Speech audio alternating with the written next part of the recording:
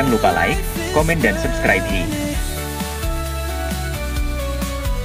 Di video kali ini akan membahas materi tipe interaksi antar spesies dalam ekosistem. Video ini merupakan kelanjutan dari video komponen ekosistem. Di dunia perfacebookan ada istilah salam interaksi untuk bunda dan panda. Begitu juga di dalam suatu ekosistem, terjadi interaksi antara satu komponen biotik dan komponen biotik lainnya. Bentuk interaksi antar komponen biotik dapat terjadi antar spesies yang sama ataupun spesies yang berbeda. Berikut adalah 8 tipe interaksi antar spesies, yakni netralisme, kompetisi, komensalisme, amensalisme, parasitisme, predasi, protokooperasi, dan mutualisme. Ubur-ubur ikan lele, cakep. Mari kita mulai pembahasannya.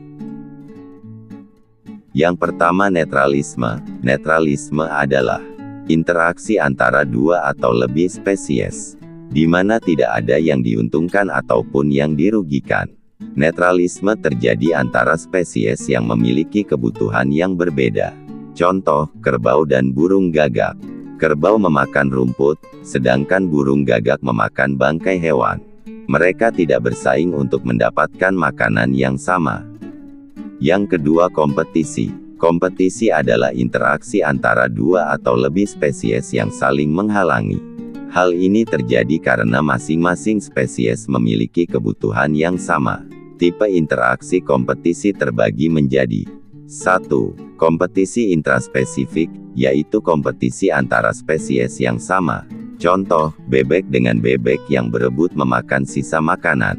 2. Kompetisi interspesifik, kompetisi antara spesies yang berbeda. Contoh, bebek dan ayam yang berebut memakan sisa makanan.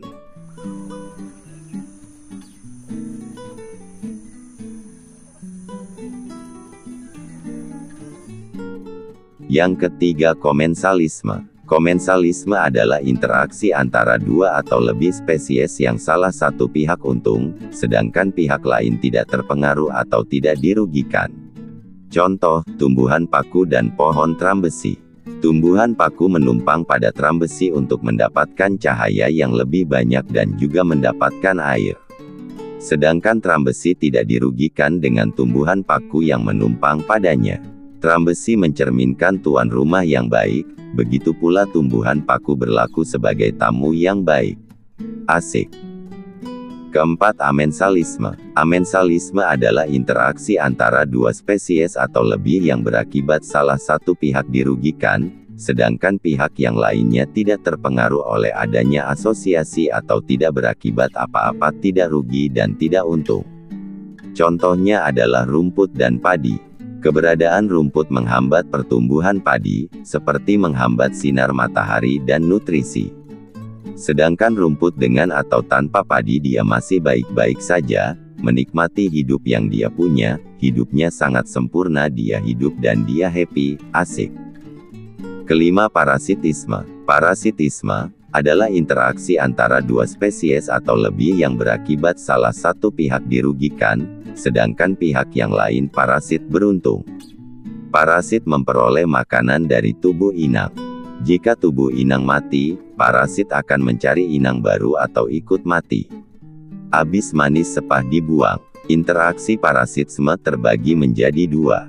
Yang pertama, parasit internal, yaitu parasit yang berada di dalam tubuh, contohnya cacing Ancylostoma caninum yang melekat di mukosa usus. Yang kedua, parasit eksternal, yaitu parasit yang berada di luar tubuh inangnya. Contohnya benalu dan pohon mangga. Pohon mangga diambil sari makanannya oleh benalu sehingga pohon mangga itu kekurangan nutrisi. Perlahan-lahan pohon mangga itu menuju kepada keabadian. Sedih sekali. Keenam, predasi. Predasi adalah interaksi makan dan memakan antar organisme. Pada umumnya, tubuh predator berukuran lebih besar daripada mangsa. Populasi pemangsa ditentukan oleh ketersediaan mangsa, sebaliknya populasi mangsa ditentukan oleh besar kecilnya populasi predator. Contoh predasi adalah cicak di dinding yang memangsa nyamuk. Warrior Dutch Foundation. Cicak-cicak di dinding, diam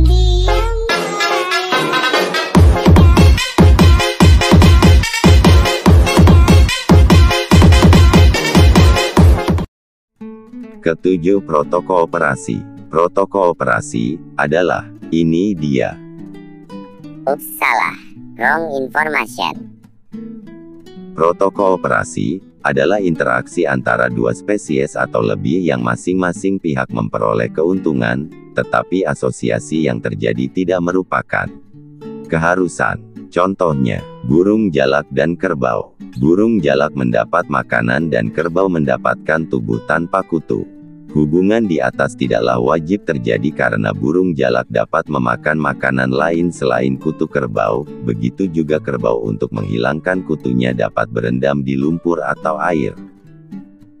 Kedelapan, mutualisme. Mutualisme adalah interaksi antara dua spesies atau lebih yang masing-masing pihak memperoleh keuntungan dan saling membutuhkan sehingga asosiasi tersebut merupakan keharusan. Contoh lebah dan bunga. Lebah membutuhkan nektar dari bunga, sedangkan lebah membantu penyerbukan pada bunga. Jadi hubungan interaksi ini harus terjadi karena dapat berdampak pada kelangsungan hidup lebah. Lebah tak bisa hidup tanpa bunga. Demikian pembahasan kita kali ini tentang interaksi antar komponen, interaksi antar spesies. Sampai jumpa di video-video berikutnya. Jangan berhenti belajar, he. Sekian dan terima gaji. Jangan lupa like, komen, subscribe dan share ke teman-teman yang lain.